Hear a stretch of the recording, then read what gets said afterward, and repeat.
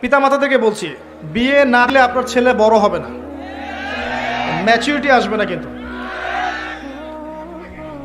আর আপনারা যারা মনে করছেন এটাই খুব মজার একটা বিষয়, করার পরে বুঝবেন যে লাইফ কাকে বলে।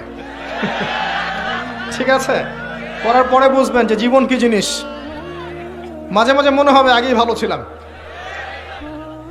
আচ্ছা, তারপরেও করতে হবে, কারণ এটা আপনার চরিত্রকে হেফাজত করবে। সাহাবীরা জিজ্ঞাসা করেছিলেন, ইয়া রাসূলুল্লাহ সাল্লাল্লাহু আলাইহি ওয়াসাল্লাম, আমরা স্ত্রীদের কাছে গেলেও কি নেকি পাবো? নবীজি বলেছেন, হ্যাঁ, যদি তুমি এই কাজটা অন্যায়ভাবে কারোর সাথে করতে, তোমার কি জেনা হতো না? সাহাবীরা বলেছেন, হ্যাঁ, জেনা হতো। তাহলে স্ত্রীর কাছে গেলেও তুমি নেকি পাবে। এটা চরিত্র পবিত্র করবে, ম্যাচুরিটি বাড়াবে।